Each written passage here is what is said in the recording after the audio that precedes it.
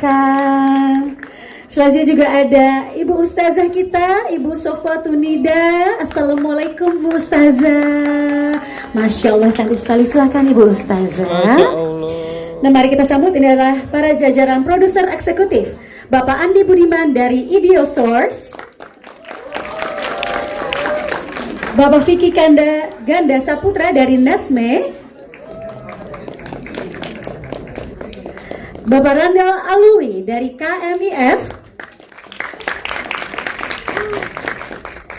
Bapak Kylie Ezra Gunting dari Astro Show, dan juga Steven Sugianto dari Wow Multinet Pictures.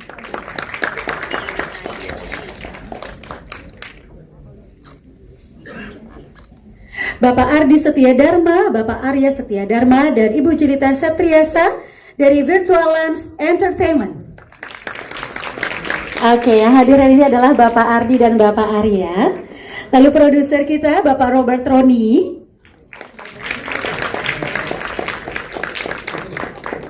dan juga produser kita Mas Prima Taufik. Dan juga pastinya ini yang kita tunggu-tunggu ya, sutradara Mas Jai Sukmo, kami persilakan.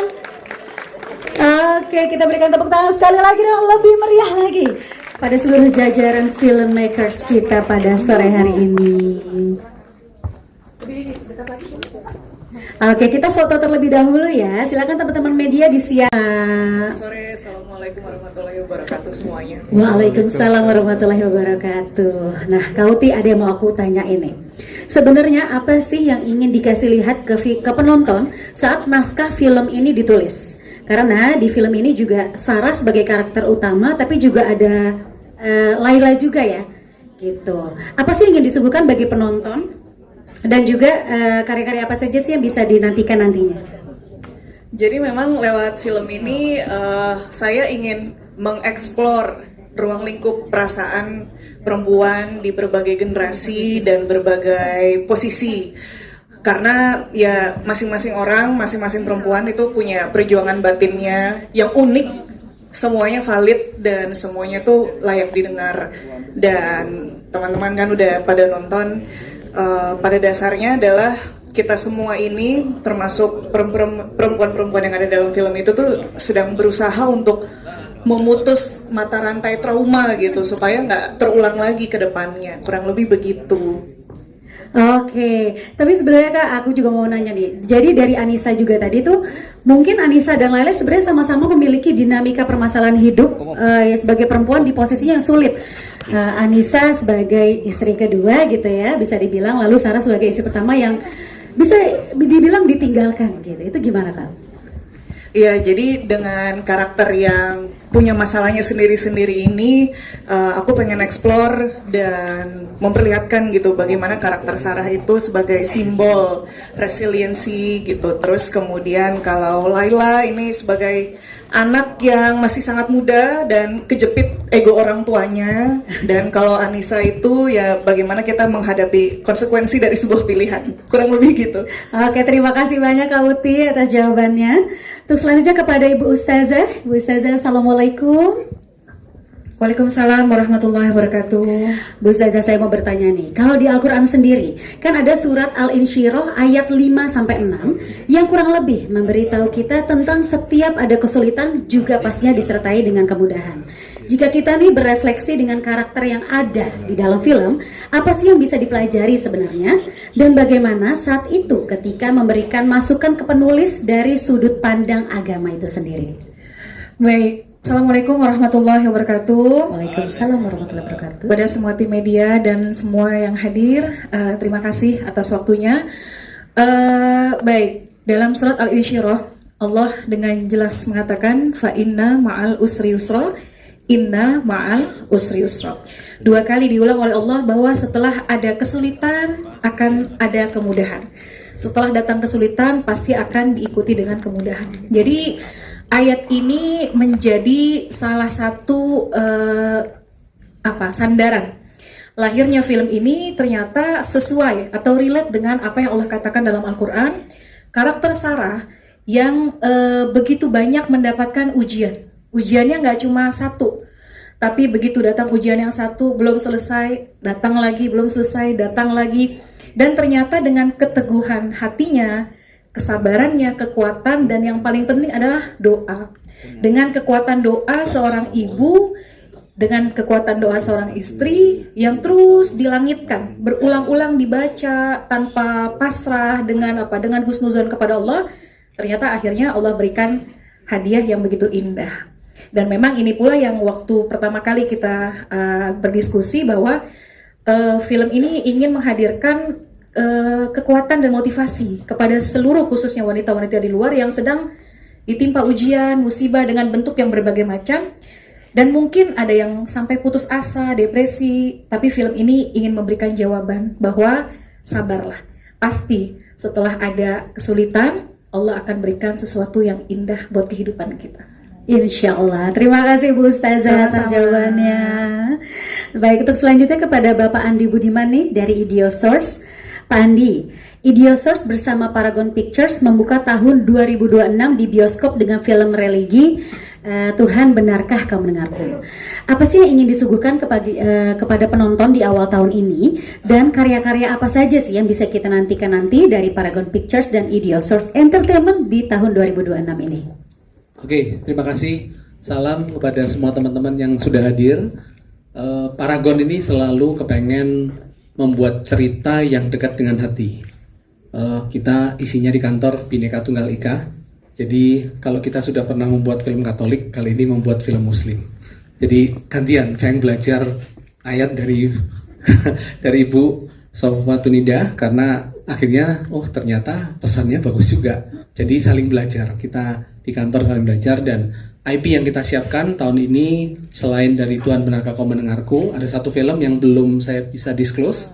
Satu lagi yang pasti akan kita produksi, lanjutan dari Kuasa Gelap yang sebelumnya. Nah, itu lagi kita siapkan juga. Wow. Nanti tanya Ropon aja sama ayah saya. Ya. Terus ada lagi produksi yang akan kita rilis tahun depan. Nanti deh respon sendiri. Iya deh, benar. Jangan banyak-banyak ya, sayang. Oke, baik. Terima kasih banyak Bapak Andi. Oke, pertanyaan selanjutnya adalah untuk para jajaran. Ini aku langsung bertanya ke semuanya, pertanyaan yang sama ya, kepada Bapak Randall, Bapak Kylie, Bapak Steven, Pak Ardi, dan Pak Arya.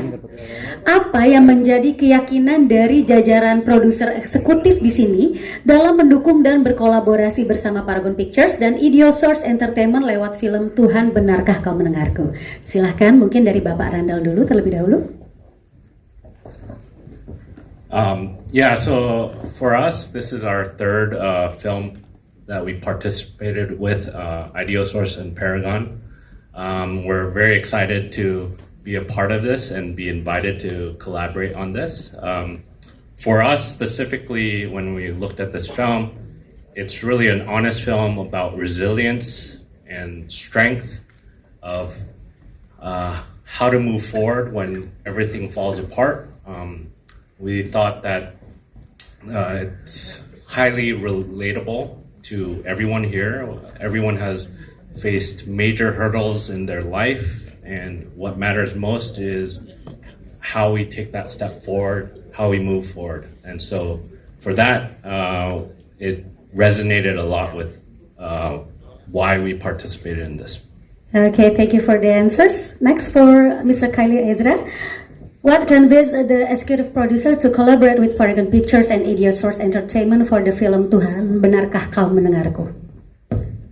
I think similarly we have been collaborating with Idiosource and Paragon, and I think the first time when we heard Pak Andy and Pak Robert, informed us about this story, I think we were very moved by the story, especially by the characters, and to bring forward a drama and a romance which has so many elements, and including a very strong female character that is not, which I feel will do very well in Indonesia, but more so it's a universal character. It speaks to the people, even in Malaysia, where we will be distributing the film under AstroShop, right? We feel that it is something that must be told. It's an important story that we hope and we know that a lot of people resonate with, so that's what drew us to the story. And I think historically, and also we've seen Paragon and Ideosource, they take very strong importance in storytelling, in the character development of their films, and so we are very excited, and I think that's what drew us to join in on this adventure. Okay, we hope that people in Malaysia will love this film also, yes. Okay, selanjutnya untuk Bapak Robert Roni dan Bapak Prima Taufik. Bapak Robert Roni dan Mas Prima nih, film Tuhan Benarkah Kau Mendengarku ini kan menceritakan tentang perjalanan perempuan. Perbedaan apa yang diberikan di film ini secara cerita dan pendekatan nih? Silakan. Oke, selamat sore teman-teman. Kan bentuk perbedaan film ini dibanding film-film religi lainnya, pasti kan semua sudah nonton tadi. Kita fokus kepada karakter wanitanya, gitu. Jadi di situ karakter wanitanya semua ada anaknya Sarah, anaknya, kemudian istri keduanya. Kita beri sesuatu, karakter mereka tuh dimensi gitu. Jadi nggak ada karakter yang kayak hitam putih. Jadi semua karakter di sini tuh ada depth-nya, ada kedalamannya gitu. Dan di sini kita fokus filmnya tuh nggak lebay gitu. Jadi kita drama religi tapi filmnya nggak lebay, nggak ada nangis-nangis yang heboh, nggak ada marah-marah. Filmnya santai tapi tetap dramanya tetap dapat, rasa sedihnya tetap dapat gitu.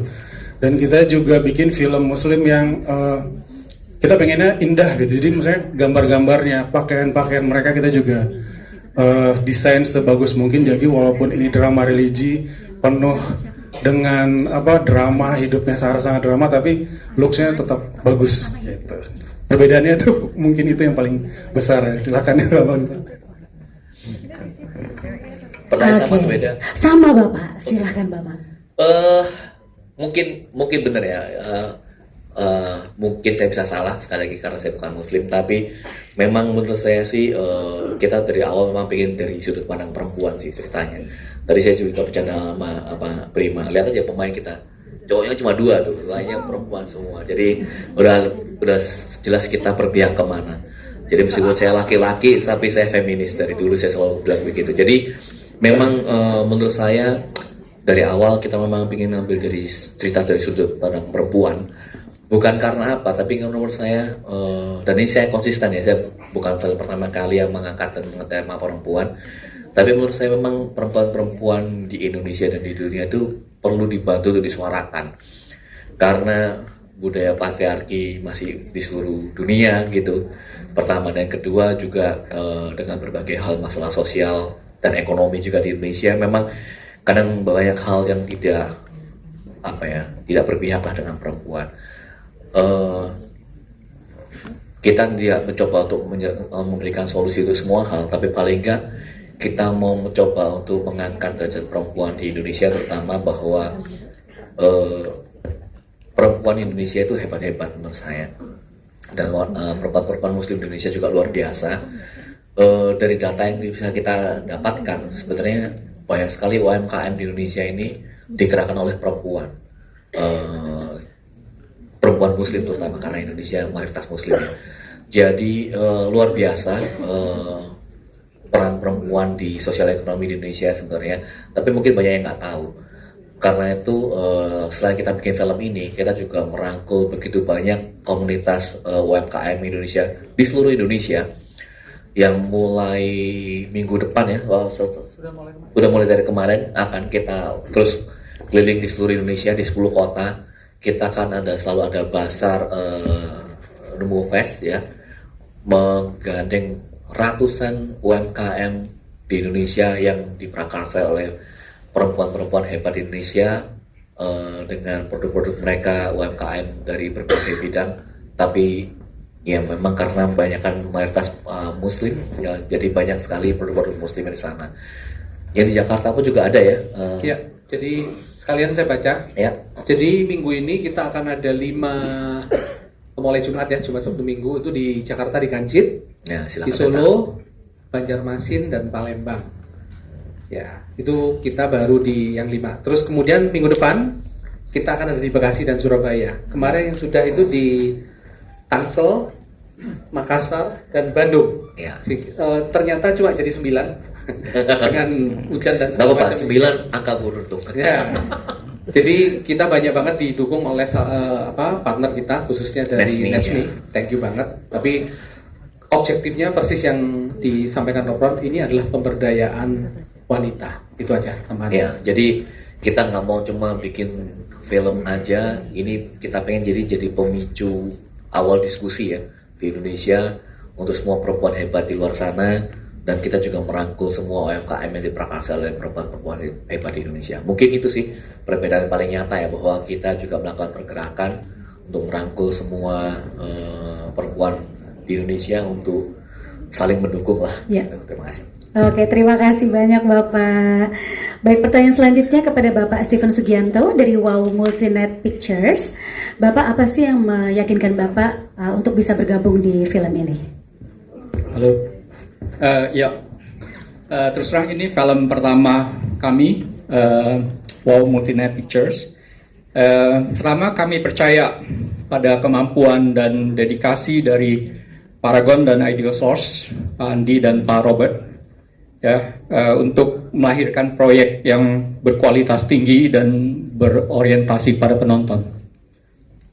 Ini sesuai dengan misi kami untuk membangun kemitraan kuat dengan para industri stakeholders. Yang kedua, karena kita lihat kekuatan hikmah positif dari film ini. Di balik setiap ketidakpastian dalam takdir selalu ada keindahan jika kita menjalani hidup dengan baik dan benar. Kami bangga menjadi bagian dari karya yang mengingatkan kita bahwa meski dunia tidak melihat air mata kita, Tuhan selalu mendengar setiap bisikan hati. Terima kasih. Terima kasih, luar biasa. Kita berikan tepuk tangan yang meriah untuk Bapak Steven Sugianto. Baik, selanjutnya saya akan bertanya kepada Bapak Ardi dan Bapak Aryani. Halo, selamat siang Bapak. Selamat sore. Selamat sore, benar Pak. Mukanya kembar jadi saya agak keder Pak. Oh enggak ya, memang kembar. Baik Bapak berdua sudah bergabung nih mendukung film Tuhan Benarkah Kau Mendengarku dari Virtual Lens Entertainment. Harapannya apa sih Pak dari bergabungnya dan mendukung film ini? Jadi sebenarnya kan kita udah cukup lama lah sama Paragon juga. Ini film ketiga ya Pak. Dan dengan bergabungnya Aca Septriasa juga ke Virtual Lines, kita ada satu holdingnya nama Avarta Media. Kita semakin yakin bahwa kita harus backing film-film yang berkualitas, tapi juga harus punya message yang bagus, moral of the story-nya bagus. Dan ini salah satu film yang menurut kami akan punya dampak ke Indonesia. Jadi harapannya sih bahwa banyak penonton yang bisa belajar bahwa hidup itu seperti ini, tapi ya yang bisa relate lah ya. Banyak orang gitu harus ya, jalani betul. dan berdoa terus. Betul sekali. Silakan Bapak, ada mau ditambahkan? Oke, kalau saya dari awal memang sudah diskusi banyak dengan Pak Andi dari masih ya istilahnya masih gambaran lah ya, gambaran judulnya pun juga waktu masih berbeda. Ya jadi di keluarga kami, kalau mungkin kalau kantornya Pak Andi itu Bhinneka Tunggal Ika, kalau di keluarga kami justru Bhinneka Tunggal Ika, dan banyak ibu-ibu yang memiliki strong figure di keluarga kami, terutama nenek kami almarhumah. Beliau Muslim tapi membesarkan 5 orang anak, dan kebetulan ditinggal suaminya juga tinggal meninggal ya, suaminya waktu ya middle age. Jadi beliau membesarkan dan mensupport keluarganya, dan beliau juga menjadi salah satu role model saya, seorang perempuan Muslim di keluarga kami. Dan ini yang kami ingin support, message ini, moral ini yang kami ingin support untuk Indonesia. Terima kasih. Oke, terima kasih sekali lagi Bapak. Oke, pertanyaan terakhir kita untuk Bapak Sutradara nih, Pak Jai Sukmo. Mas Jai, apakah ada... Oh ya, sudah nyala ya Pak? Nyala ya, aman. Oke, Mas Jai, adakah momen dan pengalaman personal yang kemudian juga dituangkan spiritnya saat menggarap film ini? Emosi apa sih yang ingin dirasakan buat penonton nih? Gimana Mas Jai? Waduh, suruh cerita. Jadi ajan curhat jatuhnya ya, Pak. Memang ini sebenarnya nggak jauh beda dengan kisah hidup saya. Oh, iya. Begitu Ini kita juga harus ketawa, harus kenapa, kisah harus miris, Pak. hidupnya Satrio. Iya. Ya, intinya sebenarnya udah dijelasin semua. Saya berharap perempuan-perempuan Indonesia, terutama karakter Sarah, bisa menular energi positifnya ke setiap perempuan Indonesia, perempuan hebat, perempuan yang sabar, karena setiap kesabaran endingnya pasti ada hikmahnya. Amin, amin, amin. Kita berikan tepuk tangan sekali lagi dong kepada seluruh jajaran filmmakers. Terima kasih banyak sudah mau menjawab pertanyaan-pertanyaan dari saya. Setelah kita berbincang nih sama jajaran filmmakers dan produser dari produser eksekutif, saatnya kita ngobrol-ngobrol, kita ngundang jajaran pemeran film Tuhan Benarkah Kau Mendengarku? Doa di hidupnya Kak Reva sendiri. Ya, bismillahirrahmanirrahim. Assalamualaikum warahmatullahi wabarakatuh. Waalaikumsalam warahmatullahi wabarakatuh. Ya, menurut aku doa itu adalah sumber ketenangan ya. Dan doa akhirnya bisa membuat seorang perempuan seperti Sarah, dia bisa berdiri tegak walaupun banyak ujian-ujian dan cobaan-cobaan, tapi dia tetap bisa kuat. Karena menurut aku perempuan itu sebenarnya kuat gitu loh. Jadi mau kita dikasih ujian apapun, kita pasti bisa melewatinya. Dan memang lewat film ini kita tuh pengen penonton juga tahu kalau kekuatan doa itu sangat besar, dan jangan pernah berhenti untuk berdoa, karena pasti suatu saat doa kita pasti akan dijawab oleh Allah. Insya Allah, luar biasa. Kita kasih tepuk tangan dong. Oke, pertanyaan selanjutnya ke Megan Damani nih. Hai Megan. Halo. Aku emosi banget loh tadi ngeliat lo. Bukan aku baik-baik aja. Benar, baik banget. Ya kan? Nah, Megan, awalnya mungkin tadi kita bakal benci banget ya sama karakter Anissa ini ya. Tapi setelah nonton filmnya, ternyata Anissa tuh juga karakter perempuan yang memiliki struggle-nya sendiri. Dan kemudian bertransformasi dalam mendalami agama di film ini juga. Dari sudut pandang kamu nih, bagaimana sih cara menemukan jalan kebenaran untuk menjadi lebih baik? Oke, sebelumnya selamat sore semuanya. Gimana caranya aku mencari jalan untuk menjadi lebih baik ya? Menurut aku caranya kita bisa menjadi lebih baik itu dengan kita berani mengakui kalau kita salah. Dan dari situ kita punya keinginan untuk berubah menjadi lebih baik gitu. Dan di sini kelihatan banget dari karakter Anissa, dia itu bukan karakter yang hitam ataupun putih, tapi dia adalah manusia yang belajar, dan dia tuh berproses dari kesalahan dia. Dia memaafkan diri dia mencari inspirasi dari sosok Sarah malah, dan dia menjadi lebih baik gitu sih. Oke, terima kasih banyak atas jawabannya. Selanjutnya ke Ani. Halo. Jangan nge-vape lagi Neng ya. Oke, di film ini kan memerankan karakter Laila yang sering banget bersitegang berantem sama ibunya sendiri, dan sering disalah dimengerti gitu sama ibunya. Buat kamu sendiri nih, gimana sih cara berkomunikasi dengan orang tua supaya nggak ada miskom? Sebelumnya assalamualaikum warahmatullahi wabarakatuh semuanya. Waalaikumsalam. Ya, aku mewakili para hati Gen Z tadi ya. Benar. Mungkin memang selalu ada batasan tembok antara ego orang tua dan anak. Jadi mungkin kalau kita pengen ngomong jujur tentang perasaan kita, itu harus dengan kepala dingin sih. Karena kadang anak tuh juga butuh validasi, gak cuma dinasehatin. Jadi komunikasi itu penting. Mungkin dari peran Laila ini kita belajar bahwa kita tuh harus komunikasi dan harus mengungkapkan perasaan kita yang sejujurnya ke orang tua kita, karena keluarga adalah segalanya gitu. Luar biasa, terima kasih banyak Anissa. Oke, selanjutnya pertanyaan untuk Mas Gunawan nih. Iya, pendukung saya mana? Pendukung saya. Oh, banyak. Pendukungnya ada. Ada. Pokoknya laki-laki semua. Iya benar. Sabar ibu-ibu sabar. Nah, Mas Gunawan, pertanyaannya adalah, di film ini sebagai suami yang melakukan kesalahan, punya pesan gak sih supaya nggak kebablasan dan tidak berlebihan? Dan apa yang bisa menjadi pegangan supaya suami itu tidak kebablasan? Monggo Mas. Enaknya bablas. Wah, enaknya bablas.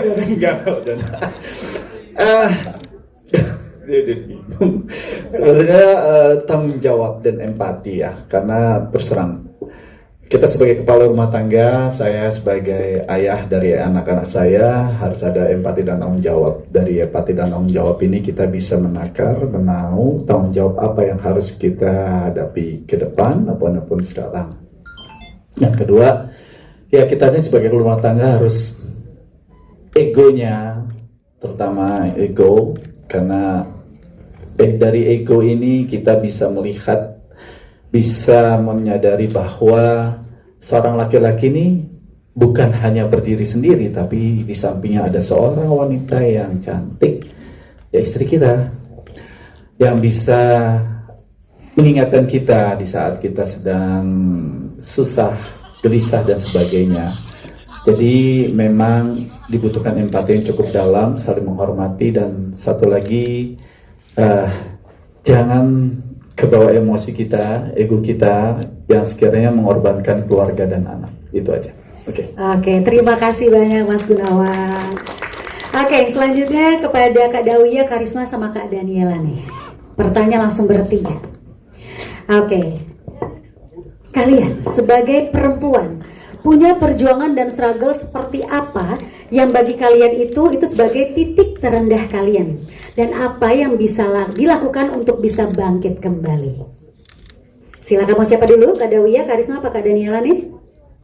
Ayo, Hompim, Pak Alayub, gambreng. Karena saya yang ada di tengah, betul. Benar. Silakan. Assalamualaikum warahmatullahi wabarakatuh. Waalaikumsalam Sore warahmatullahi semuanya.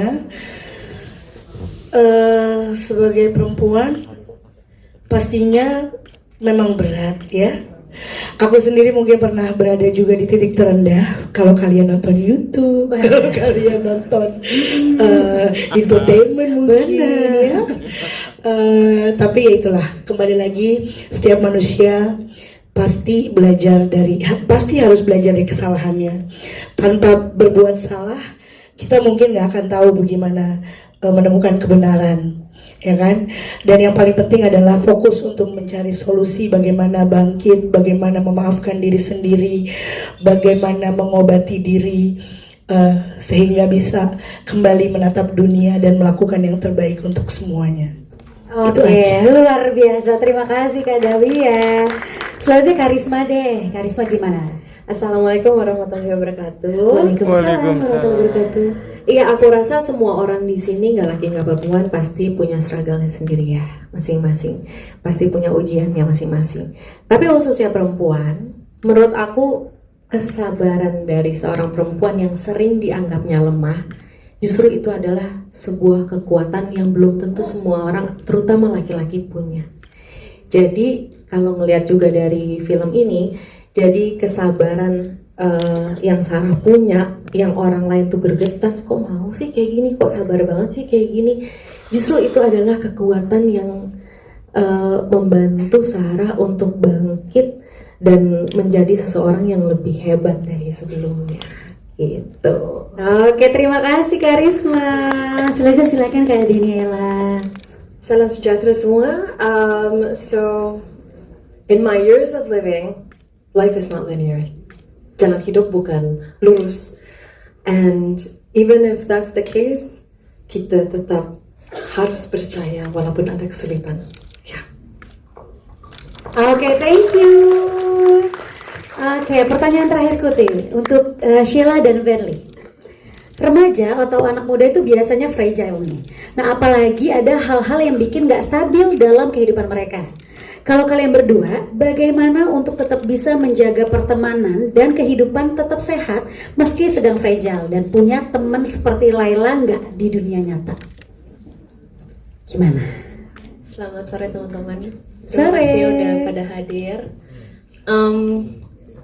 Emang kita Gen Z itu kan memang banyak yang fragile, punya masalahnya masing-masing. Tapi yang terkadang bikin Gen Z itu ternyata makin fragile, kadang kita tuh sama temennya suka saling ngomong kayak, lo kan masih muda, masa sih punya masalah seberat itu. Terus juga kadang orang tua juga kayak gitu. Yang ngebikin tuh si Gen Z ini yang udah susah buat ngungkapin jadi makin susah ngungkapinnya. Karena kita tuh udah kayak secara nggak langsung udah di set boundaries gitu loh sama orang lain. Jadi terkadang itu sih yang bikin kita tuh yang udah fragile jadi makin fragile, kita pun juga jadi nggak bisa menceritakan apa yang sebenarnya kita alami gitu. Terus juga teman seperti Laila mungkin banyak ya sebenarnya, tapi karena yang tadi aku bilang tadi, karena ada boundaries, jadi Gen Z yang udah punya masalah jadi makin kayak menekan diri gitu loh, kayak jadi apa ya, jadi makin ngumpet, mendam gitu iya, ya. gitu. Oke, terima kasih banyak Sheila. Selanjutnya silakan Benly dijawab nih pertanyaannya. Oke, selamat sore semuanya. Sore. Iya, jadi untuk menjaga pertemanan dalam masa remaja, apalagi masa pubertas mungkin masih labil ya. Yang pertama pastinya adalah sering-sering doa sih. Karena masalah apapun yang ada, masalah apapun yang kita hadapi, walaupun kita masih labil, mungkin kita ngerasa mental kita nggak kuat, ada yang mungkin di rumah broken home, Tuhan hanya sejauh doa. Kita tinggal berdoa, Tuhan mendengar, dan semoga Tuhan menjawab. Lalu untuk menjaga pertemanan circle kita ya balik lagi, kita harus pilih-pilih teman. Berteman sama siapa aja boleh, tapi untuk dekat dan terus main sama dia tuh harus pilih-pilih. Karena pergaulan yang buruk merusak kebiasaan yang baik. Walaupun kita mungkin orang tua kita baik dalam mendidik kita, tapi ketika kita salah pilih teman, salah gaul, itu pasti akan merusak semuanya. Gitu. Oke, terima kasih banyak. Oke, kalau tadi itu aku tumben ya. Kalau tadi aku yang bertanya, sekarang aku serahkan ke teman-teman media yang mau bertanya. Silakan, halo. Dengan siapa, di mana passwordnya? Berdiri dong sayang biar terlihat. Oke. Selamat sore semuanya, saya Sore. Tiara dari suara.com. Mau tanya buat Mas Gunawan. Langsung lemes, langsung stroke lagi. Enggak ya Mas ya, aku sudah mentalik. Jangan lagi stroke lagi. Coy. Benar-benar. Silakan Mbak. Buat Mas Gunawan, setelah berperan sebagai Mas Satrio, kira-kira pelajaran hidup apa yang bisa diambil? Sama satu lagi. Apakah film ini mengubah cara Mas Gunawan memandang keluarga dan membina rumah tangga gitu? Oke, 2. Sudah Mbak? Sudah. Terima kasih. Pertanyaannya cuma 2 tapi menusuk. Iya, kesannya saya pelaku. Benar. Padahal ada penulisnya. Iya. Silakan Mas Gunawan. Oke, buat saya menilai, ya tadi kan saya bicara bahwa laki-laki adalah kepala rumah tangga yang ego, pasti ada egonya lah. Nah, kita harus melihat juga rasa bersyukur aja, Mbak. Rasa bersyukur yang sudah kita dapatkan, punya keluarga, punya istri dan anak-anak. Tinggal kita mensyukuri itu dengan keikhlasan, karena manusia tidak pernah ada puas. Jadi ya sudah menerima, dan insya Allah sampai akhir hayat itu untuk keluarga. Oke. Terjawab Mbak? Terjawab alhamdulillah. Benar. Terima kasih banyak. Selanjutnya pertanyaan terakhir kami persilakan.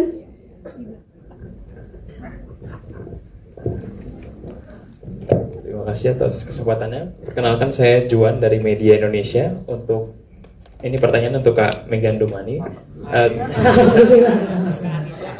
Ya, oke. Tadi sebagai karakter Anissa kan memang kompleks karena ada latar belakang ibunya broken home, tapi juga menemukan harapan tadi dengan Mas Gunawan gitu. Yang menurut Mbak Megan, apakah bisa seorang yang mungkin punya masa lalu yang buruk itu bisa menemukan pasangan yang lebih baik gitu? Kemudian untuk kedua untuk Kak Anissa Kaila. Kan di sini mungkin banyak teman-teman Gen Z dan juga antar Gen Z yang menonton film ini. Nah, apa keresahan kakak dan gimana misalkan punya teman yang punya masalah seperti Kaila di film itu, kakak mungkin memberi inspirasi atau juga insight gitu. Terima kasih. Oke, terima kasih banyak. Silakan Kak Megan, boleh dijawab dulu pertanyaannya. Terima kasih pertanyaannya.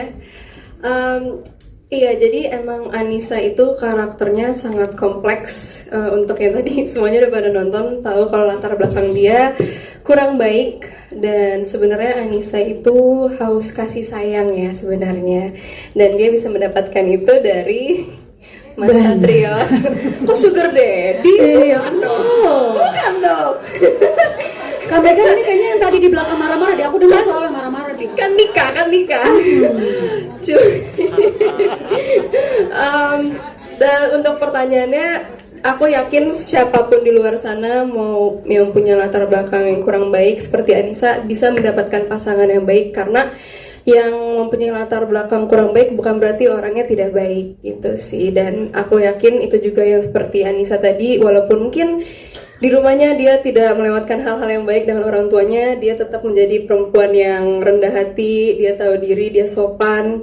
Caranya mungkin salah, tapi hati dia sebenarnya baik gitu sih. Betul. Terima kasih Kak Megan. Walaupun Anissa pernah jadi nomor ganjil ya. Ya, memang semua orang pernah terjerembab dalam jurang gitu. Oke, selanjutnya silakan Anissa, boleh dijawab pertanyaannya. Lupa kan pertanyaannya adalah tadi gimana sebagai sudut pandang kamu seorang Gen Z yang lainnya yang menonton film ini, apakah kamu punya mungkin suatu hal pesan yang bisa kamu sampaikan, karena tadi kan dilihat di situ Anissa terlihat sedikit hancur gitu, clubbing apa segala macam, gimana? Iya, yang tadi aku bilang, harus berani jujur ke orang tua, harus berani ngungkapin perasaan kalian, dan jangan pernah ngelampiasin amarah ke kalian ke hal-hal yang negatif, dan jangan pernah percaya sama pasangan dan teman kalian, karena bisa jadi itu musuh terbesar kalian. Seperti yang di belakang kamu itu kan. Iya. Oke, benar. Terima kasih sudah terjawab, Mas. Oke, terima kasih banyak. Oke, sebelum aku tutup, kita akan mendengarkan bersama closing statement nih dari Kak Reva. Silakan Kak Reva, mungkin ada yang mau disampaikan. Ya, mudah-mudahan film ini bisa memberikan kita manfaat dan juga manfaat yang baik dan jalan keluar buat Sarah di luar sana. Gimana caranya kalau lagi ada di posisi seperti Sarah yang ada di film ini, dan mudah-mudahan bisa memberikan kekuatan dalam doanya masing-masing. Oke, amin. Terima kasih banyak. Kita berikan tepuk tangan yang meriah untuk pada seluruh pemeran dari Tuhan Benarkah Kau Mendengarku. Sekali lagi saya mengucapkan terima kasih banyak kepada seluruh. Oke, boleh merapat kembali. Silakan teman-teman media disiapkan kameranya. Aman, mau Oke, kita lihat dulu ke arah tengah ya. Hitungan ketiga, 1, 2, 3. Sekali lagi, 1, 2, 3. Boleh ke arah kanan, kami persilakan. Boleh tengok sedikit ke arah kanan. 1, 2, 3. Sekali lagi, 1, 2, 3. Boleh ke arah kiri semuanya. 1, 2, 3. Sekali lagi, 1, 2, 3. Boleh menghadap ke arah ke atas. Ada official photographer kita. 1, 2, 3. Sekali lagi, 1, 2, 3. Terima kasih, kita berikan tepuk tangan sekali lagi. Kami silakan kepada rekan-rekan media untuk melakukan doorstopnya di